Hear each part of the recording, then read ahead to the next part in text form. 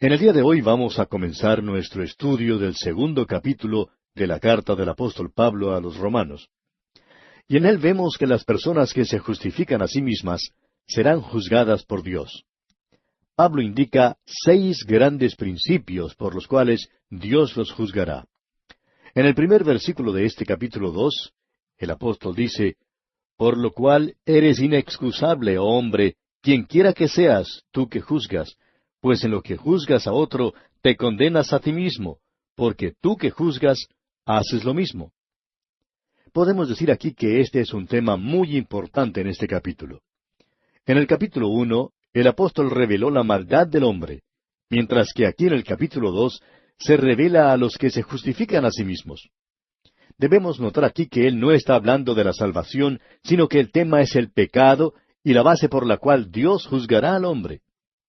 Estos 6 principios de juicio no son las bases de la salvación, son más bien las bases para el juicio. Ahora, yo no sé lo que usted piensa, amigo oyente, pero yo no quiero ser juzgado por Dios. Y le doy gracias a Dios por el Salvador que ha provisto. La Escritura presenta el Evangelio como el único medio para obtener la vida eterna. Al rechazar al Hijo de Dios, traemos inmediatamente sobre nosotros el juicio de Dios, y el único veredicto es el de ser declarados culpables. El apóstol Juan en su primera carta, capítulo 5, versículo 12, nos dice que el que tiene al Hijo tiene la vida. El que no tiene al Hijo de Dios no tiene la vida. Y en el Evangelio según San Juan, capítulo 5, versículo 24, el Señor Jesucristo dijo, de cierto os digo, el que oye mi palabra y cree al que me envió, tiene vida eterna, y no vendrá a condenación, mas ha pasado de muerte a vida». Y escucha ahora lo que Jesús dijo después de las tan conocidas palabras allá en el Evangelio según San Juan, capítulo 3, versículo 16, donde por lo general nos detenemos, pero donde Él dice en el versículo 17, «Porque no envió Dios a su Hijo al mundo para condenar al mundo, sino para que el mundo sea salvo por él». Y en el versículo 18 dice, «El que en él cree no es condenado, pero el que no cree ya ha sido condenado porque no ha creído en el nombre del unigénito Hijo de Dios». Y luego más adelante en el mismo capítulo 3 del Evangelio según San Juan, dice en el versículo 36, «El que cree en el Hijo tiene vida eterna, pero el que rehúsa creer en el Hijo no verá la vida, sino que la ira de Dios está sobre él». Así que los que no tienen a Cristo hoy ya están perdidos. Usted puede ser una persona religiosa, también puede ser una persona buena, pero sin Cristo, amigo oyente, está totalmente perdido. Y ahora, aquí en el capítulo 2 de su carta a los Romanos, Pablo dice, «Por lo cual eres inexcusable, oh hombre». Ahora, la palabra hombre en esta frase es usada en sentido genérico. Puede entenderse por ella hombre o mujer. En ella se incluye tanto a los judíos como a los gentiles, y se refiere a los seres humanos en general. El ser humano, quienquiera que seas, tú que juzgas, dice. Ahora, al usar esta expresión, el apóstol pasa de un término general a uno específico, de aquello que representaba a la humanidad en general a una persona, pero aún lo limita a aquellos que juzgan a otros. La palabra usada para juzgar aquí lleva consigo la idea de juzgar, pero con la intención de declarar a la otra persona culpable. O sea que podría leerse así, quienquiera que seas tú que condenas.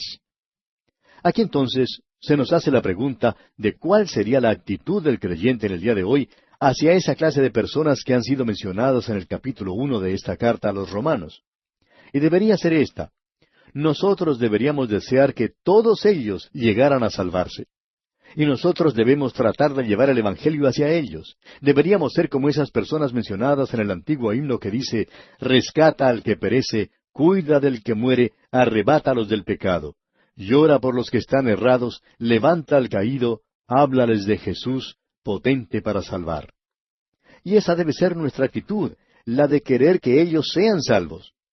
Pero aclarando bien ante ellos que necesitan ser salvos y que necesitan ser librados de ese terrible pecado de perversión e inmoralidad.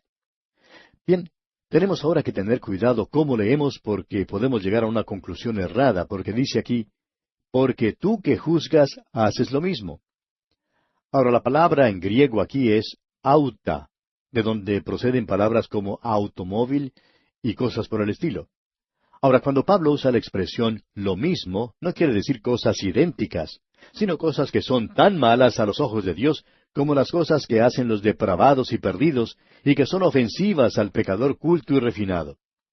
Una persona que no era salva dijo una vez que el infierno no podía ser calentado lo suficiente como para juzgar a una persona como Hitler. Ahora esta persona que así hablaba estaba juzgando a Hitler, estaba tomando el lugar de Dios. Decía que Hitler no debía vivir. Y hay muchos otros que hoy en día condenan a los que tienen ideas políticas ateas y condenan a los radicales. Pero es necesario aclarar que nosotros estamos haciendo lo mismo y somos culpables por hacer esto. Ahora quizá alguien diga, un momento, yo no hago esas cosas. Bueno, permítanos decirle entonces que usted está sentado juzgando a aquellas personas que no están en su mismo nivel. Usted está usando los patrones de la sociedad de nuestro tiempo. Y si alguien no llega a los niveles que han sido establecidos en su pequeño grupo, pues créanos que se le condena. Conocemos a muchos que si una persona se presenta delante de ellos fumando un cigarrillo, ellos lo enviarían a lo más profundo del infierno.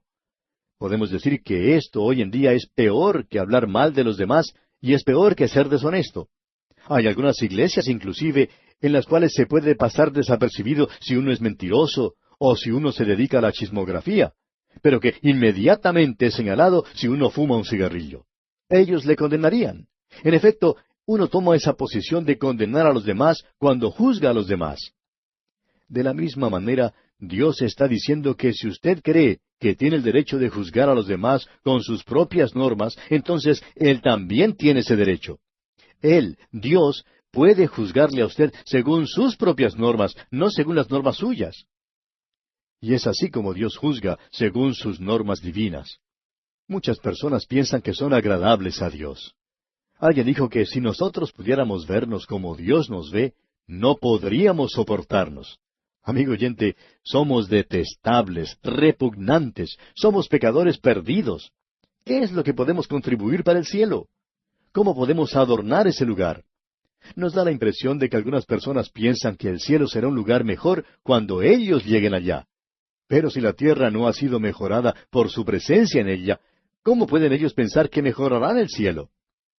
Amigo oyente, usted está tratando de negar a Dios el mismo privilegio que usted tiene de juzgar a los demás. Dios le juzgará, y Él no va a juzgarle según las normas suyas, o las normas por las cuales usted juzga a otros. Él le juzgará según sus normas divinas. ¿Le empieza a conmover esto, amigo oyente?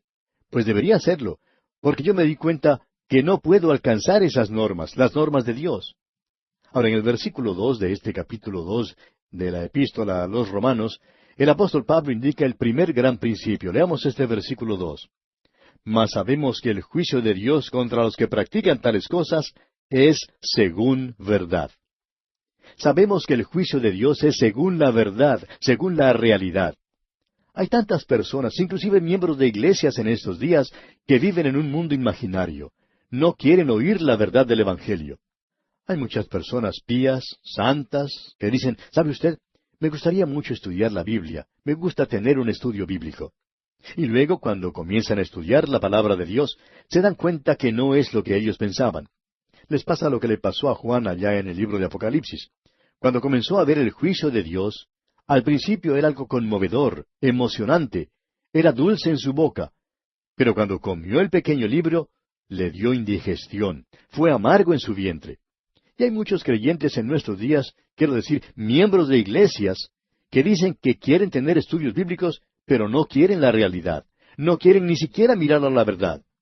Mas sabemos que el juicio de Dios contra los que practican tales cosas es según verdad. Este es uno de esos grandes principios. Ahora, estos son los principios de juicio y no son los principios de salvación. El hombre tiene el conocimiento de que será juzgado por un poder más grande. Y el próximo juicio de Dios es algo que toda persona sin Cristo llega a negar o a temer. Las Escrituras son claras al respecto. El apóstol Pablo, en el libro de los Hechos de los Apóstoles, capítulo 17, versículo 31, dijo a los atenienses, por cuanto ha establecido un día en el cual juzgará al mundo con justicia por aquel varón a quien designó, dando fe a todos con haberle levantado de los muertos. Pablo había debatido con Félix sobre la justicia y el juicio venidero. Félix se sobresaltó mucho con esto, pero no quiso oír otro sermón. El juicio de Dios es un contraste con el juicio del hombre. El hombre no tiene conocimiento de todos los hechos y su juicio es parcial y prematuro. El juicio de Dios, en cambio, contempla todos los hechos. En algunos lugares donde se recoge algodón, por ejemplo, hay personas que recogen el algodón y lo llevan a pesar para comprobar cuánto recogieron. La persona que pesa el algodón no pregunta cómo lo recogieron, ni dónde, ni a quién pertenecía. Él simplemente lo pesa. Y Dios dice allá en el libro de Daniel, capítulo 5, versículo 27, que somos pesados en balanza en la palabra de Dios. Creemos que el gran error de la persona de cultura es el de creer que la persona depravada debe ser juzgada, pero que él debe escapar al juicio porque es diferente. La gran mayoría piensa que Hitler y Stalin y otros, por ejemplo, deben ser juzgados, pero que ellos deben escapar. Amigo oyente, Dios juzgará al hombre por lo que él es en sus ojos. ¿Quiere usted estar delante de Dios en esas condiciones? Yo, por mi parte, no deseo estar así.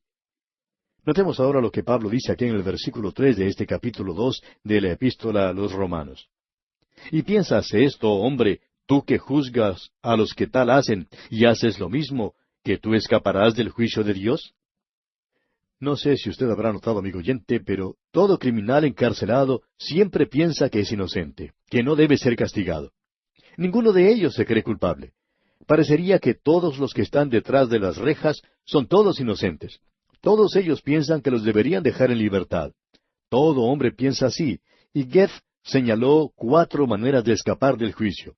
Una manera es que el criminal piensa que su ofensa no será descubierta.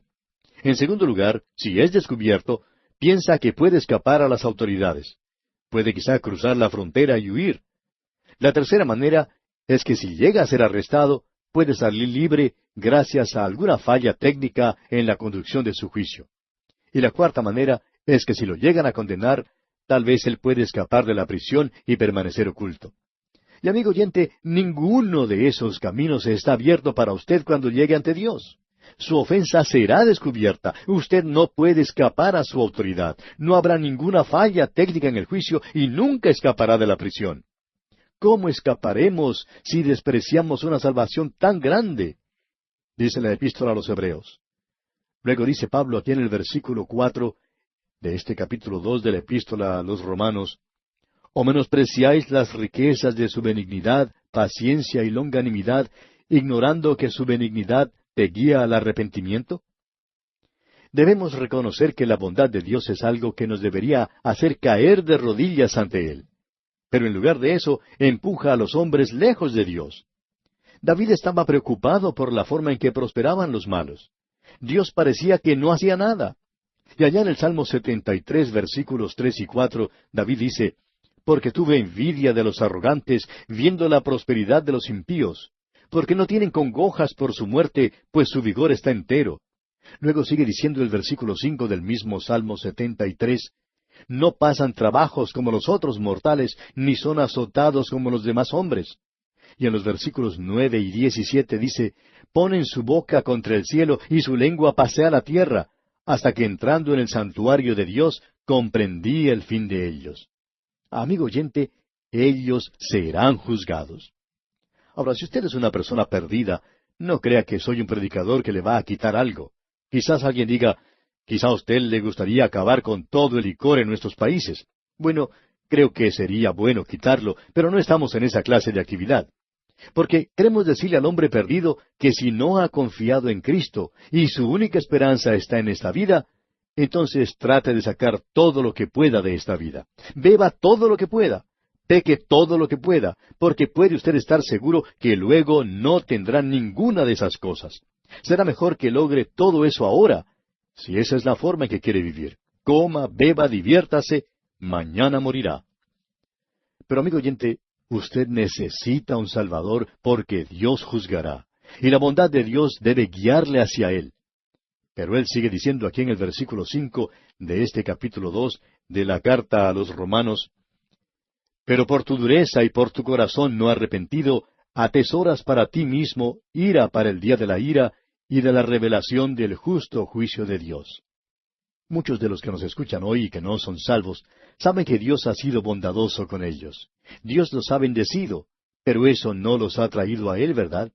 Permítanos decirle, amigo oyente, que eso hace que el juicio sea peor. Cuando usted piensa en los pobres que están padeciendo de hambre allá en la India y en las abundantes bendiciones que usted tiene siendo pecador y perverso, ¿piensa acaso que Dios no le juzgará? ¿Piensa que de alguna manera logrará escapar?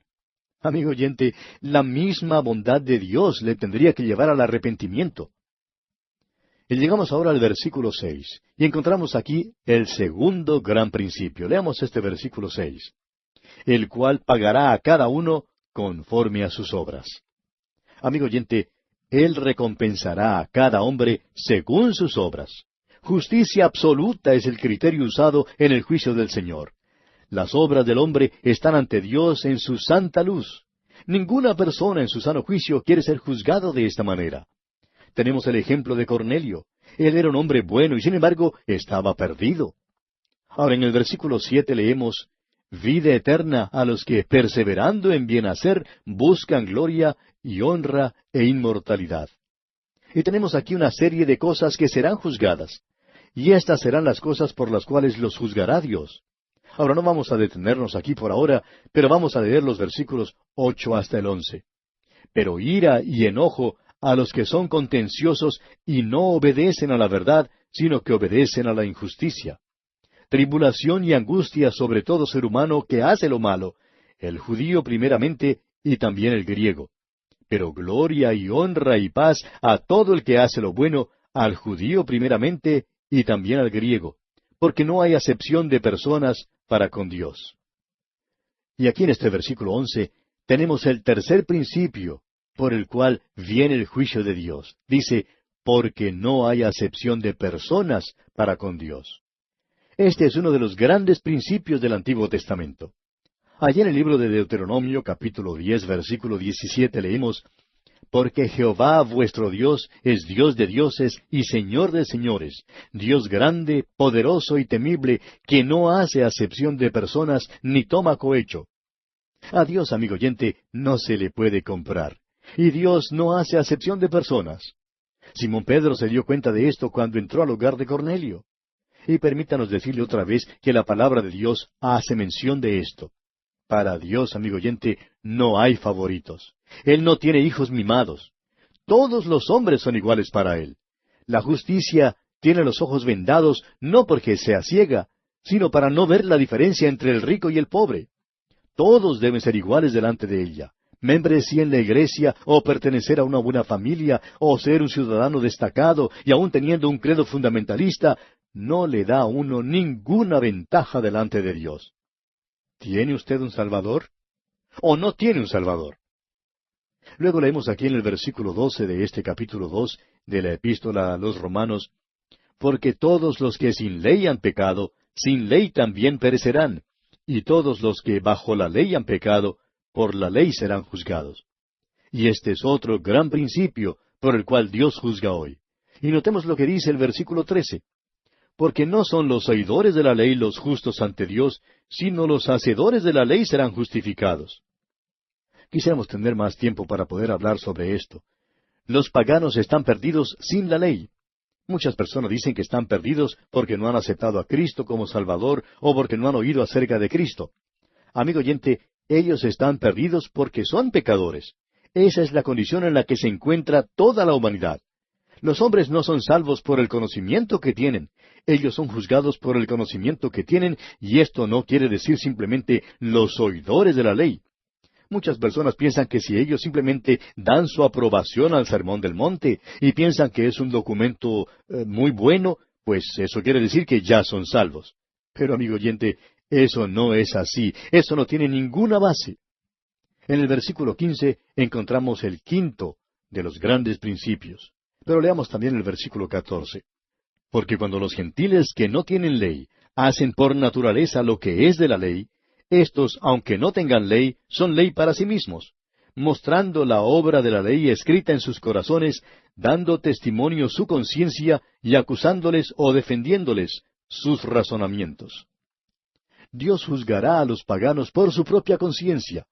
Nosotros muchas veces pensamos que de alguna manera u otra los paganos no serán juzgados, por el simple hecho de no tener entre ellos la revelación. Pero lo que ocurre es que ni siquiera están viviendo según el conocimiento que ellos ya tienen. Y Dios los juzgará según esa norma. Ahora el versículo 16 dice, en el día en que Dios juzgará por Jesucristo los secretos de los hombres conforme a mi evangelio. Esa es la norma o base para el juicio. La idea de que yo seré salvo porque soy un hombre bueno o porque creo que soy bueno no es válida, amigo oyente. Dios juzgará a los que se creen buenos, y Él los juzgará basándose en el principio de lo hecho por Cristo en lo más profundo del corazón humano. ¿Desea usted que los secretos de su corazón sean hechos públicos? No las cosas hermosas que ha dicho, sino los pensamientos inmundos que ha pensado. Todo eso será dado a conocer. Yo le doy gracias a Dios porque tengo un Salvador. Tenemos ahora delante de nosotros que Dios juzgará a los religiosos y a los judíos especialmente porque la de ellos es una religión dada por Dios. Ellos serán juzgados. Pero vamos a detenernos aquí por hoy, amigo oyente, porque nuestro tiempo ya ha concluido. Continuaremos la consideración de este aspecto, Dios mediante, en nuestro próximo programa.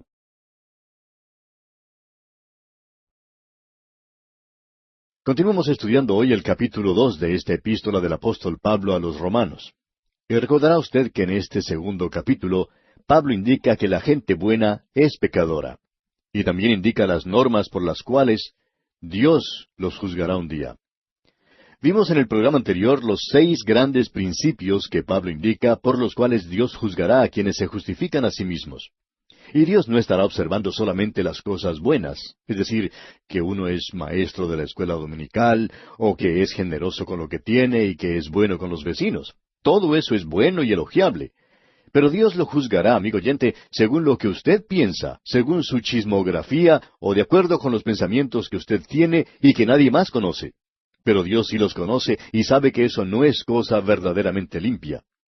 Y esa será la manera en que Dios le juzgará, ya que no habrá acepción de personas. Tenemos ahora delante de nosotros que Dios juzgará a los religiosos también y a los judíos especialmente, porque la religión de ellos es una religión dada por Dios mismo. Ellos serán juzgados. Y dice Pablo aquí en los versículos 17 y 18 de este capítulo 2 de la carta a los Romanos, He aquí tú tienes el sobrenombre de judío, y te apoyas en la ley y te glorías en Dios, y conoces su voluntad, e instruido por la ley apruebas lo mejor. Ahora esas eran las cosas de las cuales se podían jactar. Y Pablo habla sobre el hombre religioso porque él lo conocía muy bien. Él mismo había sido uno de ellos, y él había sido miembro del judaísmo de la nación de Israel. En realidad, creemos que esa es la única religión dada a los hombres por Dios, porque no consideramos al cristianismo como una religión. Lo consideramos una persona, porque usted, amigo oyente, simplemente tiene o no tiene a Cristo. Una de las dos. Y Pablo continúa diciendo aquí en los versículos 19 y 20, y confías en que eres guía de los ciegos, luz de los que están en tinieblas, instructor de los indoctos, maestro de niños, que tienes en la ley la forma de la ciencia y de la verdad. Pablo, pues, mira a ese hombre y le hace ciertas preguntas que encontramos aquí, comenzando con el versículo 21. Tú, pues, que enseñas a otro, ¿no te enseñas a ti mismo? Tú que predicas que no se ha de hurtar, ¿hurtas? Usted, amigo oyente, que es miembro de una iglesia, permítanos ser francos con usted. Permítanos preguntarle, ¿está usted viviendo de acuerdo al conocimiento que tiene, de acuerdo a la palabra de Dios, o está haciendo usted simplemente una profesión de todo eso? Cada persona conoce dentro de sí que no alcanza a llegar hasta la gloria de Dios. Su religión le puede revelar hoy grandes principios, pero ¿está usted viviendo de acuerdo a esos principios? ¿Los está cumpliendo? Hemos visto aquí una religión dada por Dios, y por más de 1 milenio esta gente trató de seguirla, pero se dieron cuenta de que no podían hacerlo. No podían alcanzar las normas establecidas por Dios. Y usted, amigo oyente, tampoco puede hacerlo. La religión no le puede salvar. Solo Cristo le puede salvar. Él es el único Salvador. La religión no es salvadora. Tampoco su membresía en la iglesia ni su fundamentalismo. Cristo es el Salvador. Y usted, amigo oyente, o bien tiene a Cristo en su corazón o no lo tiene. confía en Él o no confía. La norma por la cual Dios juzga al hombre, amigo oyente, no es la base por la cual Él salva. Cristo es el Salvador. La religión le condena. Hay muchos entre nosotros, los predicadores, que nuestro predicar es mejor que nuestras vidas. En cierta ocasión un predicador estaba conversando con un amigo, y este amigo le dijo con toda franqueza que él pensaba que no era muy buen predicador. Ante esa declaración, el pastor le respondió, pero mi predicación es mucho mejor de lo que yo soy. Y creemos, amigo oyente, que eso es cierto en la mayoría de nosotros. Y eso es lo que Pablo está diciendo aquí. Pablo está hablando en forma específica. Y ahora dice en el versículo 22, ¿tú que dices que no se ha de adulterar, adulteras? ¿Tú que abominas de los ídolos, cometes sacrilegio? Hay muchas personas en estos días que actualizan esto. El judío fue curado en cuanto al oro allá en Babilonia, y hasta donde entendemos, nunca se entregó a la idolatría, pero nunca le molestó hacer negocios con las cosas que salían de templos paganos, y vendía esas cosas como asunto de negocio. Y encontramos en nuestros días a ciertos creyentes que están involucrados en ciertos negocios, en asuntos que en realidad son condenados por sus iglesias, pero en sus negocios lo practican. El apóstol Pablo toma tres pecados comunes, y estos son los más comunes en nuestros días, aún entre creyentes. La inmoralidad, por un lado. Este es un pecado cometido contra otros. Luego, la sensualidad, un pecado contra uno mismo. Y la idolatría, es decir, un pecado contra Dios. En el capítulo 1 de esta epístola a los Romanos, el apóstol Pablo habló de cada uno de ellos. La idolatría fue un clímax terrible para el judío, y diremos de paso que él no podía haber ido más allá de eso. Pero en el día de hoy creemos que hay que ponerlo en el siguiente orden: inmoralidad, pecado contra otros; sensualismo, pecado contra uno mismo; e idolatría, pecado contra Dios. Y también cualquier cosa que pone en ridículo a Dios, y aun nuestras vidas, cuando se supone que estamos representando a Jesucristo. Pero ¿cuántas veces fracasamos usted y yo y terminamos poniendo en ridículo a la persona de Jesucristo, amigo oyente? A mí no me gusta ver cuadros o dibujos de Cristo, pues nosotros somos un evangelio escrito en carne propia, en el corazón, y eso es lo que el mundo ve. Usted, amigo oyente, está escribiendo un evangelio. Alguien está allí. Usted está escribiendo un evangelio, un capítulo cada día con las cosas que usted hace y las palabras que usted dice. Los hombres están leyendo lo que usted escribe, ya sea fiel o no. Entonces, ¿cuál es el evangelio según usted mismo? Y así es como muchas veces nosotros ponemos en ridículo a la persona de Jesucristo. Como dice aquí Pablo en los versículos 23 y 24, ¿tú que te jactas de la ley, con infracción de la ley deshonras a Dios?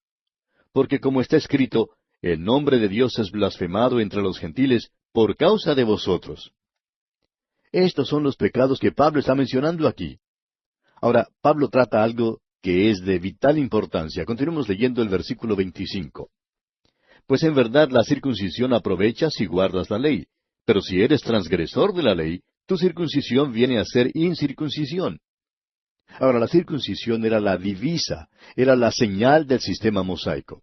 Y amigo oyente, eso era todo lo que era. El rito en sí mismo no tenía mérito alguno, era solo un distintivo. Y ese distintivo indicaba que el hombre tenía que creer en algo. Para ellos el transgredir la ley y ser circuncidado, en realidad cambiaba la situación y traía descrédito. Y lo que debía ser sagrado se volvía impuro. Traigamos esto ahora al presente, y aunque esto vaya a herir a algunos, debemos decirlo. Quizá usted no debería escuchar esto, pero note usted lo siguiente. El bautismo es justamente un sacramento de la Iglesia. Hay algunas denominaciones que practican el bautismo por aspersión. Pensamos nosotros que la inmersión los manifiesta mejor, pero no se precipite usted a ninguna conclusión todavía porque deseamos que escuche lo que tenemos que decir. El bautismo por agua es justamente un sacramento de la Iglesia. Es la expresión pública de la obra de Dios en el corazón de una persona. Pero es una burla si la persona que es bautizada no da evidencia de haber sido salva. Hay muchas personas hoy en día que se unen a una iglesia y por su manera de vivir solo traen descrédito a la causa de Cristo. Ponen en ridículo la membresía en una iglesia. Y eso es precisamente lo que Pablo está diciendo en este pasaje. Escucha ahora cuando él dice aquí en el versículo 26 de este capítulo 2 de la epístola a los Romanos, si pues el incircunciso guardare las ordenanzas de la ley, ¿no será tenida su incircuncisión como circuncisión? Permítanos usar otro ejemplo.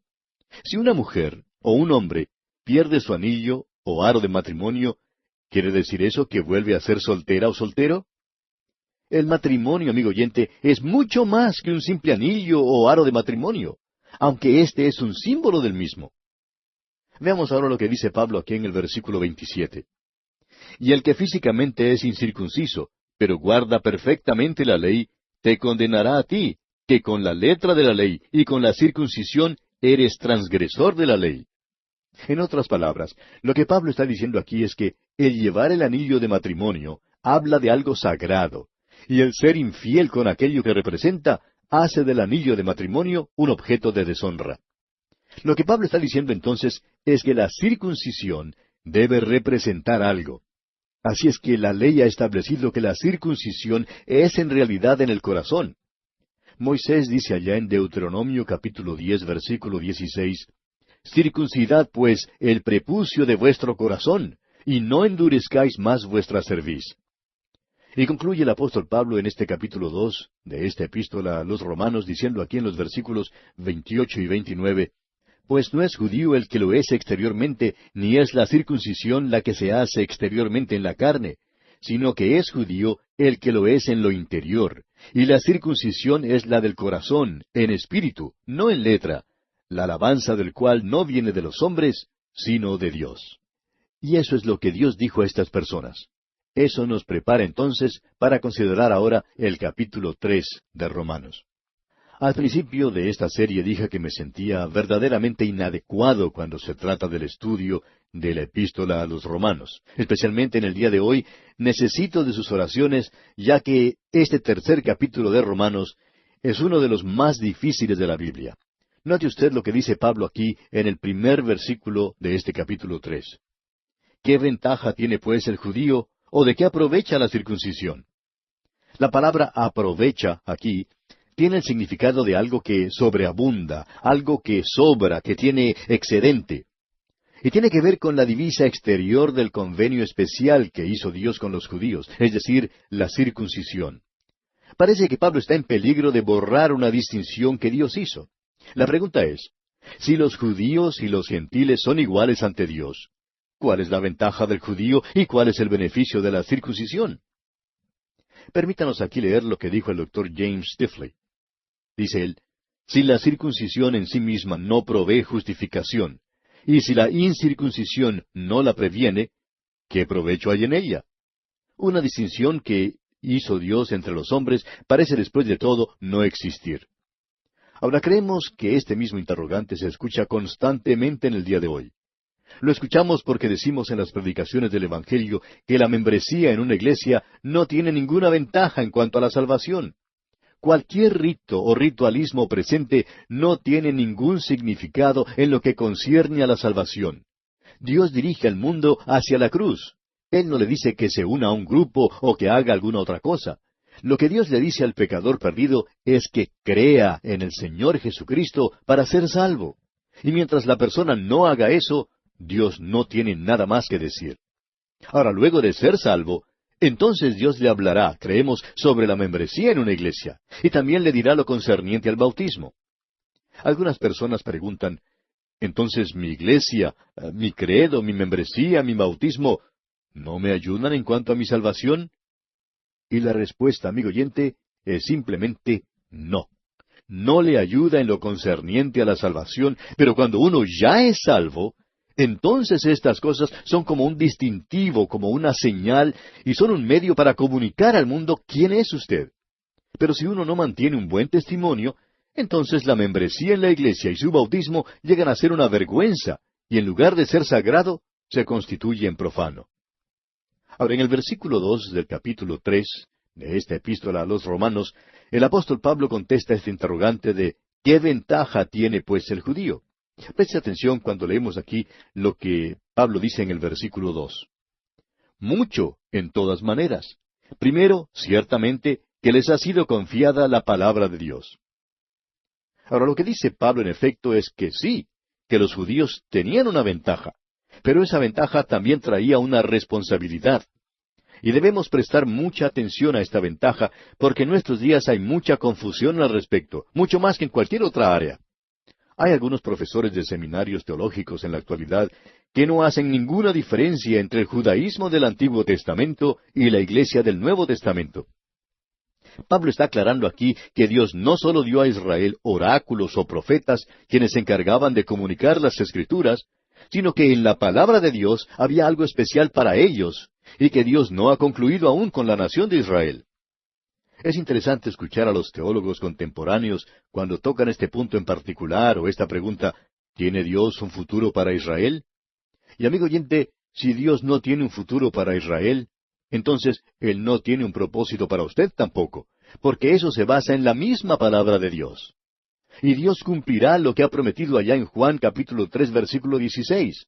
También Dios llevará a cabo el pacto que hizo con Abraham allá en el capítulo 12 de Génesis. Preste atención ahora a lo que escribió el doctor Stifler en referencia a Israel. Dice el doctor Stifler, la ventaja no consiste en que Dios sembró judaísmo y el mundo cosechó cristianismo. Eso borra el judaísmo. En primer lugar, fue a ellos a quienes se les confió los oráculos de Dios. Esto no quiere decir que fueron hechos simples depositarios de la Biblia, sino que Dios les dio como judíos promesas que aún no han sido cumplidas y que son de ellos en particular. En el Antiguo Testamento, el registro de sus artículos no contiene ninguna promesa de o para la iglesia como una organización. No predice una iglesia. Simboliza un reino en el cual los judíos serán sus dirigentes y donde no perderán su identificación nacional como lo hace en la iglesia. Hasta aquí lo que escribió el doctor Stifler. Amigo oyente, creemos que esa es una de las declaraciones más profundas hechas en cuanto a la voluntad de Dios. Ahora el doctor Adolfo Saffer, un judío convertido, hizo la siguiente declaración. Escuche usted. El punto de vista que es tan prevalente de que Israel es un tipo de la iglesia, y ahora que ese tipo ha llegado a cumplirse, desaparece de nuestro horizonte, está completamente fuera del contenido de las Escrituras.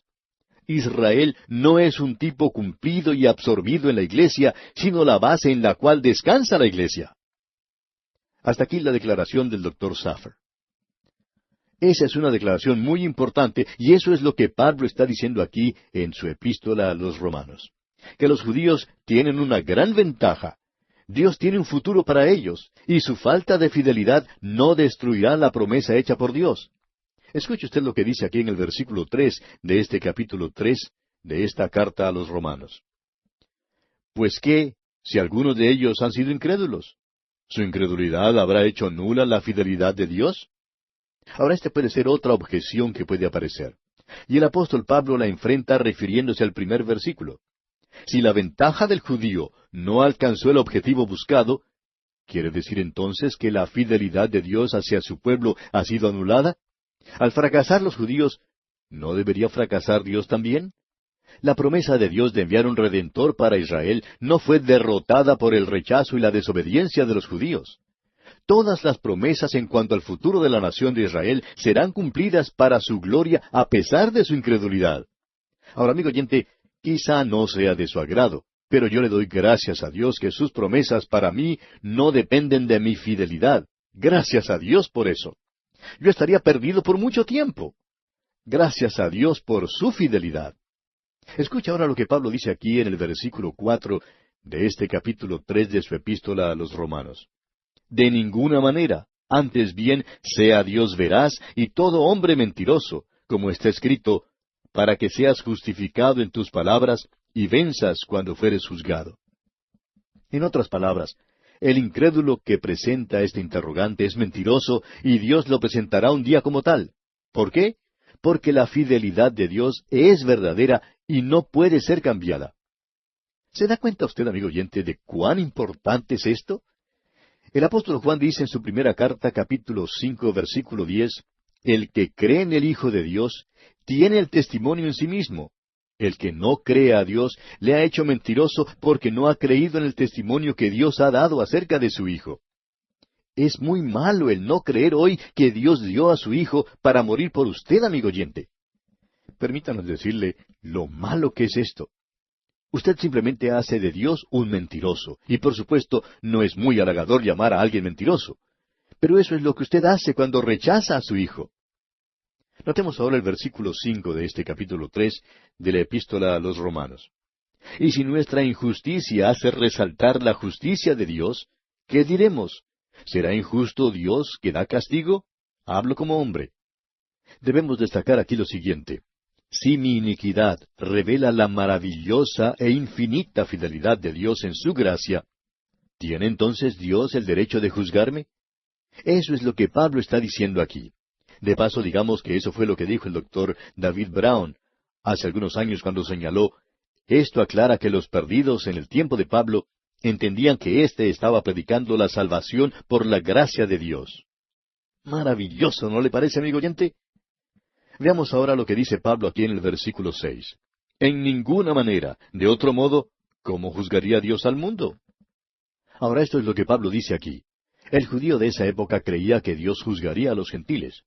Y si usted quiere arguir en esa base absurda de que Dios no tiene el derecho de juzgarnos porque nosotros solo revelamos la gracia de Dios, entonces Dios no tendría el derecho de juzgar a nadie porque los demás revelaron algo de la gracia universal de Dios. Pero usted que nos escucha, amigo oyente, aun cuando sea incrédulo, piensa que los demás deben ser juzgados. Quizá piensa que usted personalmente no deba ser juzgado, pero que los demás sí deberían serlo. Y todos piensan así. Tenemos ese sentir dentro de nosotros, y Dios es quien lo ha puesto allí. Y eso es muy importante de notar. Ahora Pablo concluye esta sección y luego comienza otra parte, la cual nosotros tomaremos oportunamente. El apóstol Pablo comienza una sección que es de suma importancia para nosotros. Él finaliza la parte sobre el pecado, la acusación de Dios declarando a los judíos y a los gentiles culpables. Veamos lo que declara aquí en el versículo 9 ahora. ¿Qué pues? ¿Somos nosotros mejores que ellos? En ninguna manera, pues ya hemos acusado a judíos y a gentiles que todos están bajo pecado. Ya lo hemos dicho antes, amigo oyente. Pablo no está tratando de probar que el hombre es un pecador. Él está más bien señalando algo que es obvio ya. Él ha declarado que no hace ninguna diferencia hoy, qué o quién es usted, pobre o rico, bueno o malo, en alta o baja posición social. Todos estamos bajo pecado. Es importante ver esta declaración de lo que quiere decir estar bajo pecado. El hombre es un pecador en 4 maneras distintas. El hombre es pecador por hecho, y el hombre es pecador por naturaleza. Pecar no hace a los hombres pecadores. Pecamos porque somos pecadores. El hombre es pecador por imputación, y eso lo veremos más adelante en el estudio de esta epístola a los romanos. Y el estado del hombre es bajo pecado. Nosotros estamos en un estado como ese. Cuando uno viaja de un estado o provincia a otra, las leyes cambian, y lo que era legal en un lugar quizá no lo sea en un lugar distinto. Las leyes de tránsito cambian de un lugar a otro, y el límite de velocidad varía según las leyes del estado o provincia local. Y si voy muy rápido manejando en cierto lugar, la policía puede detenerme y castigarme por hacerlo, pues estoy bajo la condenación de sus leyes. En el mundo en que vivimos hoy, amigo oyente, todos los hombres están bajo condenación. Usted y yo vivimos en ese estado. Hay diferentes maneras de vivir, algunas mejores que otras, pero todos estamos bajo el pecado en estos días. Bien, amigo oyente, vamos a detenernos aquí por hoy porque nuestro tiempo ya ha tocado a su fin. Continuaremos considerando este capítulo 3 de la Epístola a los Romanos, Dios mediante, en nuestro próximo programa.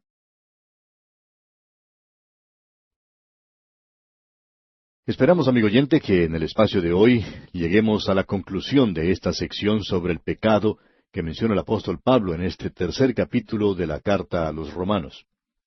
Ahora, no hay necesidad de llamar a un médico a no ser que uno esté enfermo. No hay necesidad de buscar a un Salvador a no ser que uno esté perdido. Y el apóstol Pablo nos muestra aquí que el hombre está perdido. Tenemos en este capítulo 3 como un gran cañón, y eso lo veremos más adelante. En primer lugar, Pablo va a dar término a esta sección sobre el pecado, llevando a la humanidad ante el juez de toda la tierra. Y el veredicto de culpable lo hará Dios mismo contra toda la humanidad, contra judíos y gentiles, blancos y negros, hombres y mujeres, pobres y ricos. No hay ninguna diferencia en cuanto a quién es usted. Si usted pertenece a la raza humana, amigo oyente, usted y yo también somos culpables ante Dios. Y luego el apóstol Pablo nos llevará al hospital de Dios. Y es verdaderamente un hospital espiritual. Allí el gran médico nos observará. A eso llegamos ahora. Pero antes, permítanos decir que contra nosotros se hace 14 acusaciones. 6 de ellas ante el juez, y de las otras 8, el gran médico dice que estamos enfermos. Estamos tan enfermos que nos encontramos al borde de la muerte. Para decir verdad, debemos decir que estamos muertos en delitos y pecados. Esa es nuestra condición. Veremos ahora en el versículo 10 que el apóstol llega a la conclusión de que todos estamos en un estado de pecado en diferentes condiciones. Pero notemos lo que dice acerca de nosotros aquí en este versículo 10. Como está escrito, no hay justo ni aun uno. Veremos aquí que no hay nadie que haga el bien. Hacer el bien y ser justo es realmente lo mismo. Ahora, ¿qué quiere decir ser justo? Significa el estar bien. ¿Estar bien con quién? Tenemos que estar bien con Dios, conforme a su voluntad. Si usted, amigo oyente, va a estar bien con Dios, debe tener en cuenta que hay una marcada diferencia entre esto y el estar bien con los hombres. Nosotros podemos tener diferencias con algún amigo nuestro. Quizá él tenga razón o quizá la tengamos nosotros. Y tenemos que llegar a alguna clase de acuerdo. Pero, amigo oyente, si usted quiere estar bien con Dios, debe hacerlo según las normas de Él. La salvación de Dios es algo que tomamos o dejamos. Dios no está obligando a nadie a aceptar su salvación. Usted no tiene que ser salvo si no quiere. Usted la puede rechazar. Dios dice, este es mi universo. Yo he trazado un plan de salvación que esté de acuerdo con mi carácter, mi naturaleza, mi plan y mi programa. Aquí está, lo toma o lo deja. Eso es lo que me dijo a mí y eso es lo que le dice a usted en esta hora, amigo oyente. Y si yo fuera usted, yo lo aceptaría. Entonces, el estar bien significa el estar bien con Dios. Un profesor de sociología acostumbraba a preguntar a sus alumnos, ¿cuál es lo correcto o cuál está bien? Y esa era su pregunta. Le gustaba hacerla para ver cómo reaccionaban sus alumnos, y a él le gustaba hacer esta pregunta, ¿qué es lo correcto o cuál está bien? Y preguntaba, ¿quién hará las reglas o normas? Pero sabe una cosa, amigo oyente, ese profesor no hará las normas ante Dios. Más aún, yo no voy a hacerlas. Y amigo oyente, usted tampoco las hará. Dios es quien hace las normas. El plan de Dios es, tómelo o déjelo. Ese es su programa. No hay justo ni aun uno. No hay quien haga lo bueno, según las normas de Dios, según sus métodos. Esa es la primera cosa que él dice. Es decir, el primer punto mencionado por el juez. El segundo se encuentra en la primera parte del versículo 11 y dice, no hay quien entienda. En otras palabras, él está diciendo que no hay nadie que actúe según el conocimiento que tiene. Dios no está tratando de esconderse del hombre. Dios se ha revelado. ¿Recuerda usted lo que el apóstol Pablo dijo a los atenienses allá en la colina de Marte? En el capítulo 17 de los Hechos de los Apóstoles, versículo 30 dice, pero Dios, habiendo pasado por alto los tiempos de esta ignorancia, ahora manda a todos los hombres en todo lugar que se arrepientan. Dios no está pasando las cosas por alto hoy en día. Él está en un lugar claro y visible, y su salvación también es clara. Eso es lo que Él está diciendo aquí. Ahora, la segunda parte de este versículo 11 dice, no hay quien busque a Dios. Las antologías de la religión dicen que el hombre está buscando a Dios.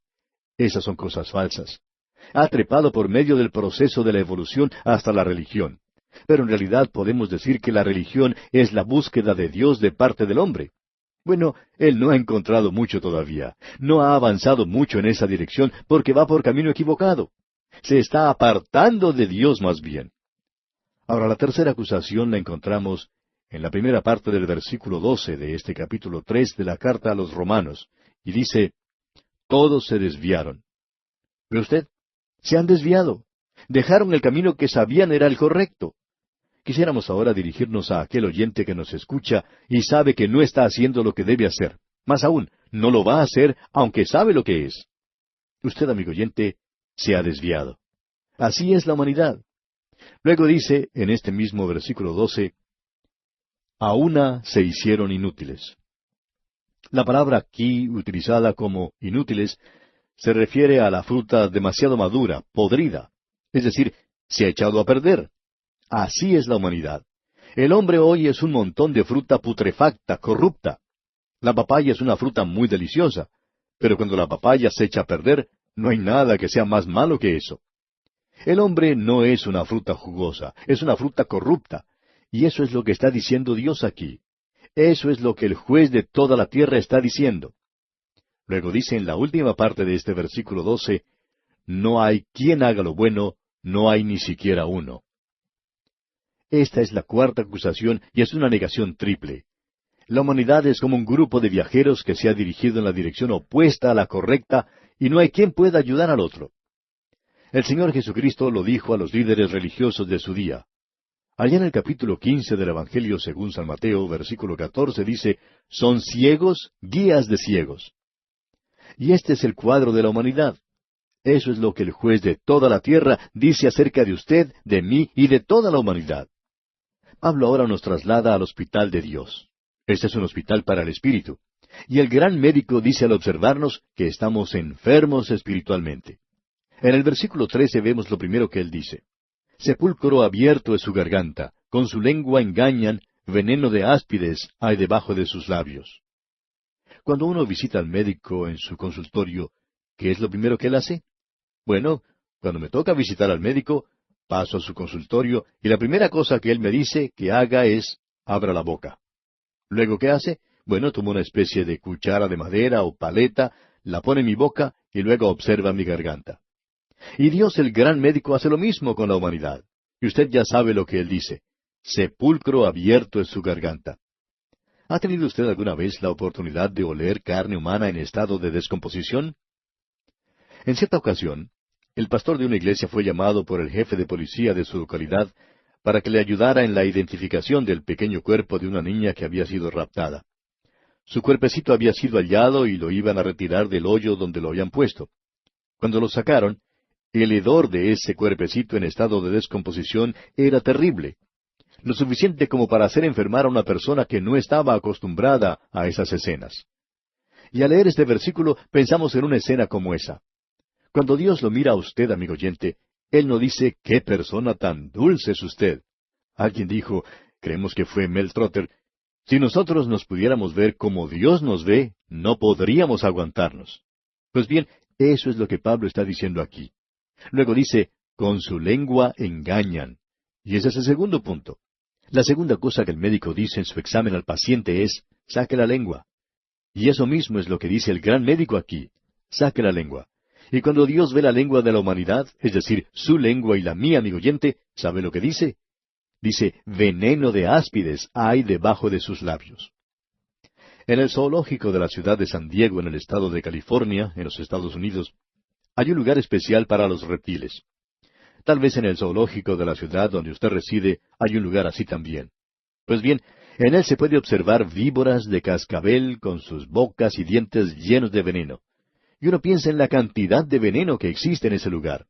Y sabe, amigo oyente, si usted ahora, o mejor, después de terminar esta transmisión, se dirige a un espejo, puede ver en él una lengua que es mucho más peligrosa que la de las víboras. Todo lo que la víbora puede hacer es matarlo, pero no puede dañar su reputación. En cambio, usted y yo, amigo oyente, tenemos una lengua, y con ella podemos arruinar la reputación de otra persona. Podemos dañar el buen nombre de alguna mujer. Podemos arruinar la reputación de algún hombre. Creemos que una de las peores cosas en algunas iglesias es la cantidad de chismes que por ellas corren.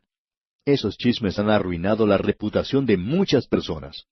Aunque muchos de ellos creen que son espirituales, se les tiene que considerar como personas jactanciosas y nada más. Tienen unas lenguas llenas de maldad. Y dice aquí, con su lengua engañan. Y luego dice, veneno de áspides hay debajo de sus labios. Ah, amigo oyente, cuánta maldad existe en la boca humana. Qué terrible que es. Cuán terrible puede ser. Hablamos en nuestros días que debemos aprender a hablar en lenguas. Y yo estoy de acuerdo con eso. Únicamente si usted quiere decir la clase de lengua que no dañe la reputación de nadie, que no hiera a alguien hoy. Cuán terrible es la lengua humana, amigo oyente. Lamentablemente este problema existe en muchas iglesias en el día de hoy. Bien, sigamos, leamos ahora el versículo 14 de este capítulo 3 de la Epístola a los Romanos. Su boca está llena de maldición y de amargura. Esta es la cuarta cosa que observa el gran médico. Dice que su boca está llena de maldiciones y de engaños y mentiras. Este cuadro que aquí se nos presenta es también terrible. ¿Qué es lo que quiere decir? Bueno, simplemente esto. El hombre tiene la inclinación a maldecir. Y usted puede escuchar a su alrededor hoy y notar que ese es el vocabulario de todos los hombres, ya sea un trabajador o un profesor universitario. Les gusta más usar un lenguaje profano que cualquier otro lenguaje. Una persona una vez desafió al pastor de su iglesia a salir a la calle, golpear a la primera persona que encontrara, para ver que las primeras palabras serían una maldición. Ahora Pablo continúa con los versículos 15 y 16, donde observamos la quinta cosa. Escuche usted. Sus pies se apresuran para derramar sangre, quebranto y desventura hay en sus caminos. ¿Qué cuadro de la humanidad se nos presenta en este pasaje? Sus pies se apresuran para derramar sangre, quebranto y desventura hay en sus caminos, y no conocieron camino de paz. Y aquí tenemos la séptima cosa. No conocieron camino de paz. El hombre no conoce el camino de la paz. Solo tenemos que observar el mundo a nuestro alrededor para darnos cuenta de esto. No es necesario probarlo, solo es necesario leer los periódicos. Notemos ahora el versículo 18. No hay temor de Dios delante de sus ojos. Y este es el último punto. Parece que el apóstol Pablo resume todos los pecados del hombre en esta declaración. Amigo oyente, ese es el cuadro del hombre de hoy. No tiene temor de Dios. Vive como si Dios no existiera, y en realidad desafía a Dios. ¡Qué cuadro de la humanidad el que tenemos ante nosotros! Llegamos ahora a la última cosa que Pablo dice acerca del pecado. Todavía existen aquellos que dicen, tenemos la ley y vamos a guardar la ley, nosotros la obedecemos. Bien, escuche lo que dice Pablo aquí en el versículo 19 de este capítulo 3 de la Epístola a los Romanos. Pero sabemos que todo lo que la ley dice, lo dice a los que están bajo la ley, para que toda boca se cierre y todo el mundo quede bajo el juicio de Dios. Usted no puede obtener justificación por medio de la ley. La humanidad no puede entrar por ese camino. El hombre puede asirse de la ley, pero eso no le va a ayudar, no le levantará. Luego el apóstol Pablo hace esta declaración en el versículo 20. Ya que por las obras de la ley ningún ser humano será justificado delante de él, porque por medio de la ley es el conocimiento del pecado. Yo quiero retar, quiero desafiar a cualquier persona que cree que tiene que guardar la ley para ser salvo, a que me explique lo que dice este versículo. Ya que por las obras de la ley ningún ser humano será justificado delante de él. Y eso quiere decir que ningún ser humano podrá ser declarado justo, es decir, ningún ser humano podrá ser salvo, ningún ser humano podrá llenar las normas establecidas por Dios mediante las obras de la ley. Amigo oyente, eso nunca lo puede hacer. Es absolutamente imposible para la humanidad el poder hacerlo. Por las obras de la ley, dice aquí, ningún ser humano será justificado. Y llegamos ahora al final de esta sección. Llegamos al gran cañón que mencionamos anteriormente. Comienza ahora el apóstol Pablo a hablar de la maravillosa salvación de Dios. La justificación por fe es explicada en el resto del capítulo 3. La eficacia de la justicia de Dios para un mundo culpable y enfermo. Queremos que usted note esto aquí porque es de suma importancia para nosotros. Leemos en el versículo 21, pero ahora, aparte de la ley, se ha manifestado la justicia de Dios, testificada por la ley y por los profetas. Ahora, esta justicia de Dios aquí no es la justicia de Dios en sí, es decir, su atributo, porque Él no comparte sus atributos con nadie. Dios dice que Él no comparte su gloria con otra persona. Él rehúsa hacer algo así. Por tanto, este no es un atributo de Dios.